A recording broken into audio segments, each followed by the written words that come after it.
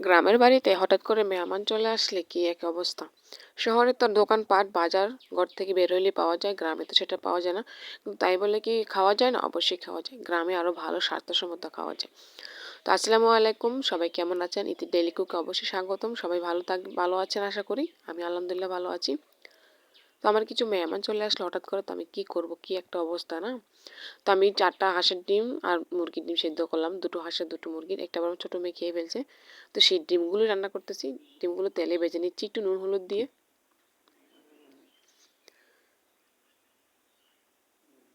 গ্রাম মানে ফ্রেশ খাবার, গ্রাম মানে ফ্রেশ আবহাওয়া, আর গ্রাম মানে হলো সুন্দর করে সাধারণভাবে জীবনযাপন।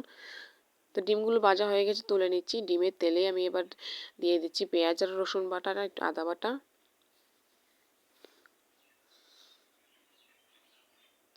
আর ফ্রিজে নারকেল বাটা ছিল, সেই নারকেল বাটা দিয়ে দিচ্ছি। নারকেল বাটা দিয়ে ডিম ভুনা করলে কিন্তু বেশ ভালো লাগে খেতে। মশলাগুলো তেলে একটু ভালো করে ভেজে নিব। ভাজা হয়ে গেলে এবার একটু পানি দিয়ে দিব, কষানোর জন্য অল্প করে একটু পানি দিয়ে দিব।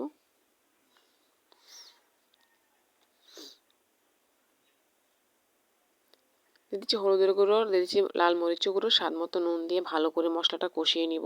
আর দিয়ে দিবে একটু করে ধনিয়া জিরার গুঁড়ো। কে কে নারকেল বাটা দিয়ে ডিম ভুনা খেয়েছেন অবশ্যই কমেন্টে জানাবেন, এতে কিন্তু খুব মজা হয়।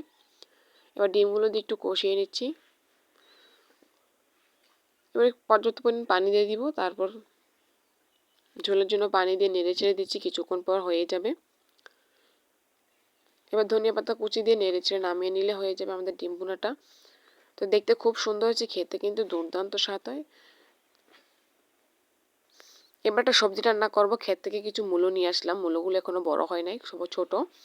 হচ্ছে ছোট মূলোগুলো দিয়ে নতুন আলু দিয়ে আর একটা ইলিশ মাছের মাথা আর একটা লেজা ছিল সেটা দিয়ে রান্না করব। তো কড়াইতে তেল গরম দিয়ে পেঁয়াজ আর রসুন বাটা দিয়ে দিলাম। একটু ভেজে নিয়েছি, ভাজার পর একটু পানি দিয়ে দিচ্ছি, কারণ গুঁড়ো মশলা দেওয়ার আগে একটু পানি দিব, নাহলে আবার পুড়ে যাবে। স্বাদ মতো নুন দিয়ে দিচ্ছি হলুদের গুঁড়ো, আর দিয়ে দিব লাল মরিচের গুঁড়ো।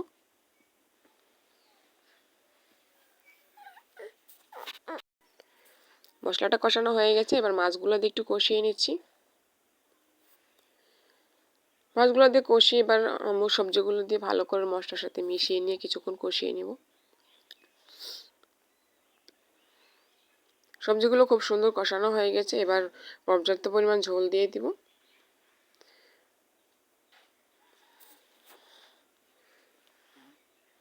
আমার রান্নাটা হয়ে গেছে, এবার আমি ধনিয়া পাতা কুচি দিয়ে নেড়েচেড়ে নামিয়ে পরিবেশন করে দিব। তো হয়ে গেল আমার মাছ দিয়ে মূলো আলু তরকারি। এটা খেতে খুবই মজা হয়, আর ইলিশ মাছ দিয়ে যে কোনো কিছু রান্না করলে এমনিতেও মজা হয়। আর এবার মূলোর শাকগুলো একটু ভাজি করবো একটু ভিন্নভাবে। মূলোর শাকগুলো কুচি করে নিয়েছি, আর এবার নুন মাখিয়ে এটাকে কিছুক্ষণ রেখে দিয়েছিলাম আগেই। নুন মাখিয়ে রাখার পরে দেখবেন শাকগুলো নরম হয়ে যায়। আর এবার চেপে চেপে পানিগুলো ফেলে দিব, তাহলে মূলা থেকে যেটা গন্ধ আসে আর তিতা ভাব থাকে সেটা থাকবে না, আর খেতেও ভালো লাগবে।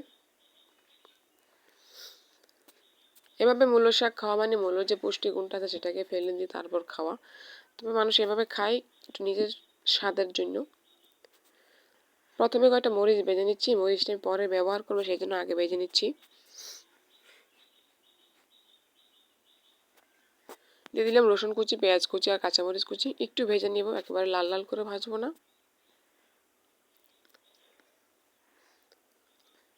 স্বাদ মতো নুন দিয়ে দিচ্ছি, যেহেতু শাকে আগে থেকে নুন দেওয়া আছে তাই অল্প পরিমাণ দিলাম।